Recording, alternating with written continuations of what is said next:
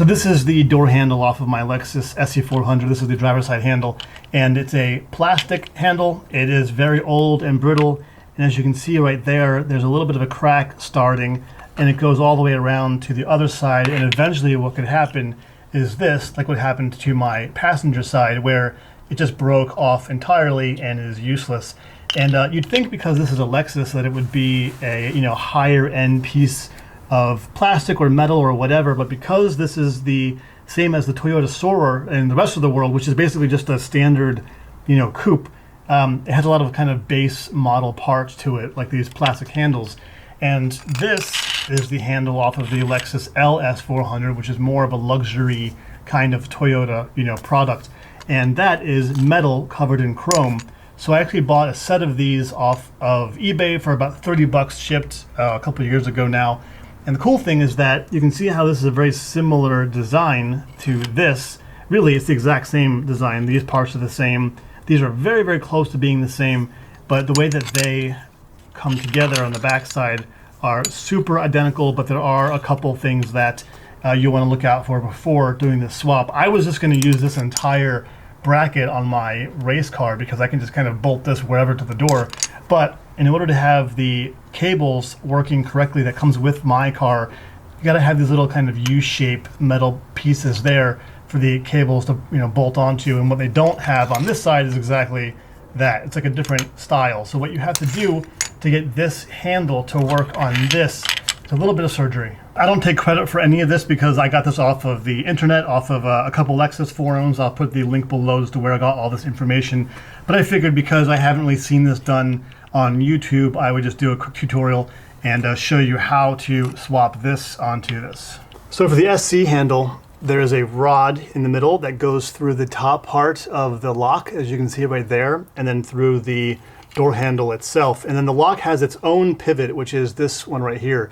So what we need to do is actually take off this bottom piece of the rivet on this is like where the handle is, the bottom part here. There's a kind of a smashed rivet from the factory. We have to Dremel this off so we can pull the entire rod out. So once you have the top of the rivet kind of drilled down a bit, or dremeled off, then you take like an awl like this or a screwdriver, and then you just tap the top part of the rod down. Just like that. And then you can pull the pin out. When you do that, the spring will fall down like that, and then you're able to pull the old broken handle apart just like that. So what you want to keep from your factory handle are these bits here, the bracket, and then you have the lock itself. You have the top little kind of washer. It's like a little plastic sliding piece here. And then there's one on the bottom side, see, that just fell out. It's very easy to lose these. So you want these 3 pieces like that, and then you want the actual bracket. So you can ditch the factory, crummy plastic handle itself, and you can get rid of the rod here. So then for the LS400 handle here, the way that they have their rod installed is not with a rivet, but with like a little compression fitting like this. It's kind of like a little hi-hat with little clips on it. So you just take a pick and just kind of pull you want to reuse this, so don't kind of, don't mangle this thing. So you just kind of slowly move it up, and it's gone. It vanished. Well, it just took off like a rocket, so I got to go find that. But once that's out, you can kind of just tap the rod down with really anything until you get it kind of loose like this, and then you can just pull it out the same way you did the last one.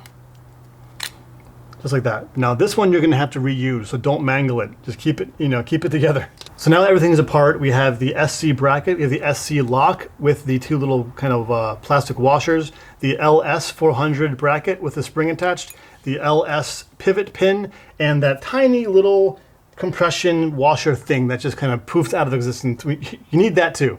So the lock here has these 2 white washers, as we kind of talked about. One goes on the top like this and is able to slide back and forth, and then one goes on the bottom like that.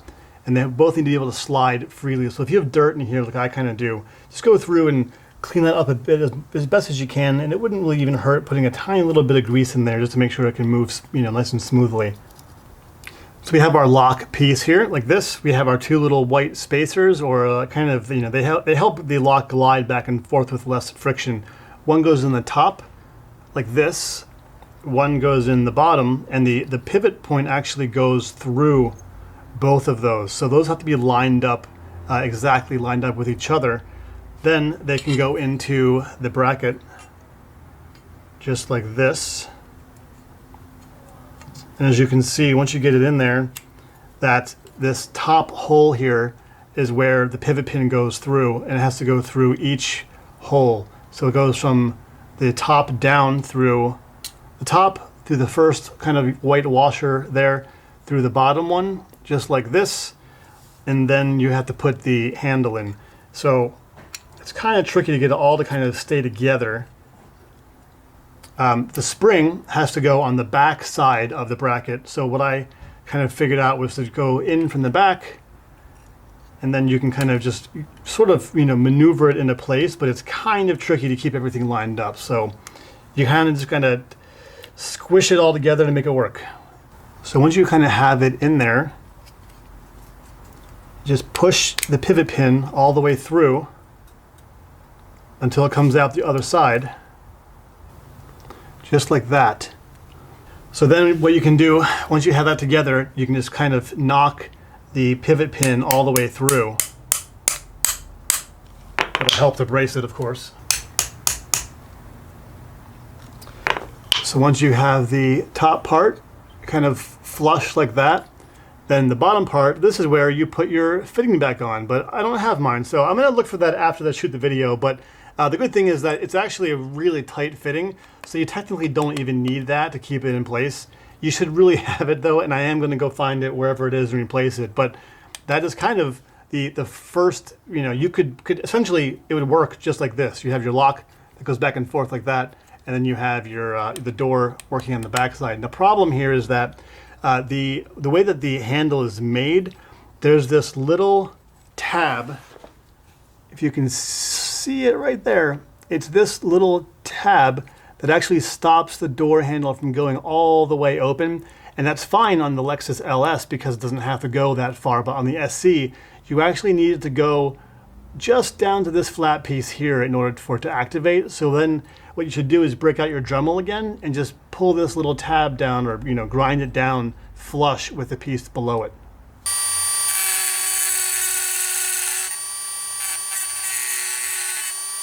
So now when you go to open it, it can go all the way down and hit flush to the bottom like that.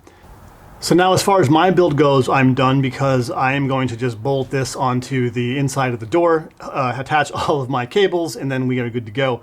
If you have an interior, which I assume you do, then you're gonna have a couple more steps. And this is what the interior surround looks like when it goes around the door like this into the door panel. The issue is that if you look at the backside, when we try to get this to go in, it's gonna bump up against the top of that pin right there. So what you need to do is grind that pin totally flat so it won't interfere when this goes on. Once that's taken care of, the one last step you're gonna need to do is when you actually get it installed, you'll see kind of that the handle sticks out a bit more because of the different style and shape of the LS handle. And to fix that so it's nice and flush with this piece right here is on the back side, you can actually take the rubber stopper out if you want. If you don't mind it kind of clicking when it kind of goes in, you can take that out and that'll help give it a bit more room to lay flush. Or the other option is actually grinding a bit of the metal off on this side of the handle where it hits that stopper, or bending this tab in a bit to give it a bit more clearance. And that way, when you go to close the door all the way, the handle will fit perfectly flush instead of kind of sticking out like that. So, and imagine that this actually would look more like this, so it would stick out that much. So that's essentially it. You can now bolt this back into the car. So here is the handle all assembled. The very last step will be getting the cables installed. My lock cable is a bit janky and broken, but it does still work. And as long as you use the factory SC switch here, the cable hooks up just like it normally would. Really, really simple, and then it works. So the harder bit comes when it comes to the handle cable itself. So there are a couple ways of doing this. The LS handle uses a little plastic clip like this, which goes into the hole on the handle, and then the LS end cable piece, like this little hammer looking piece, fits into this little hole, but because the SC has a bigger hammer, the hammer won't fit into the hole. So there are two options around this. One would be to use the actual plastic clip that came off of the LS, and this is what I did on my passenger door actually, and it seems to be holding for now, but ultimately what it means is you would be using like 30-year-old plastic to keep your cable in place. And I don't know if that's really like the best plan, you know, when it comes to getting out of the car in a hurry. But basically you would put the clip around the end like that, and then you would just heat this up and kind of bend the plastic down, and then it would keep itself more or less in place.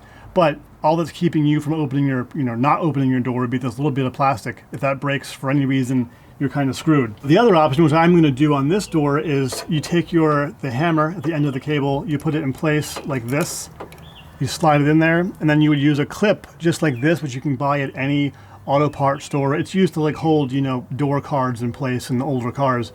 This would just clip around the entire thing and hold it in place. And what you would need to do is just drill this little hole out here so it is big enough on both sides to fit the ends of the hammer through.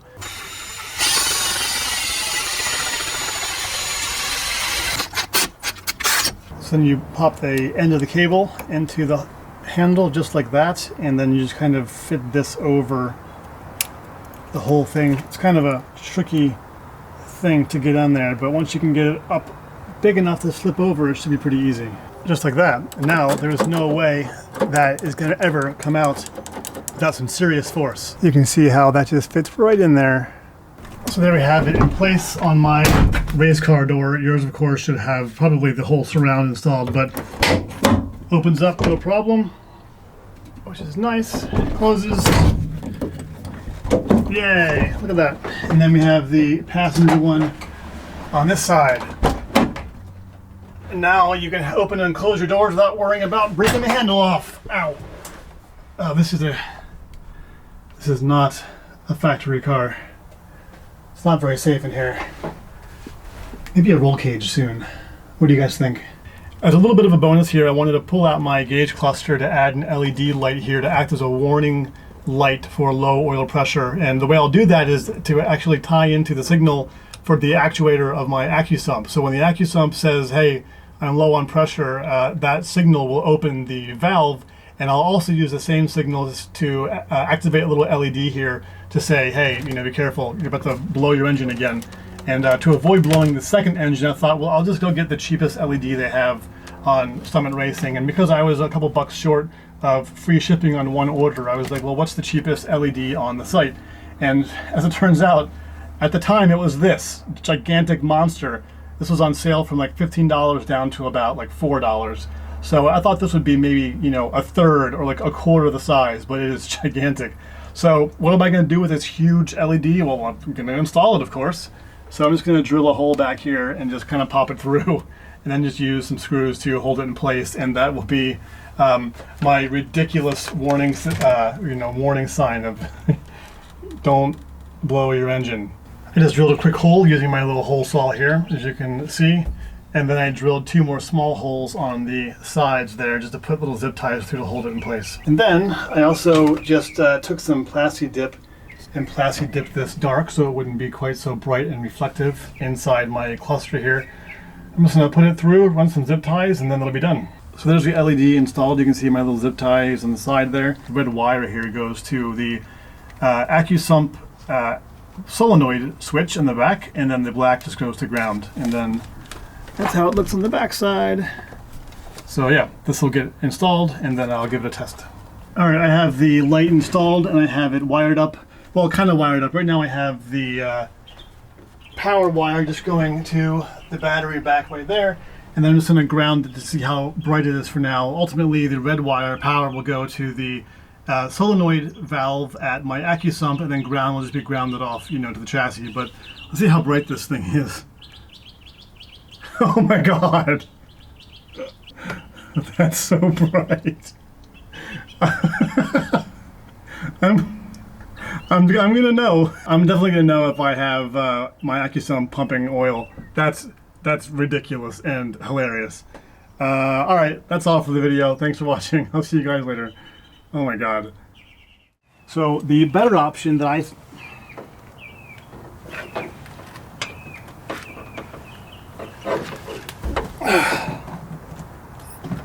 Where's the...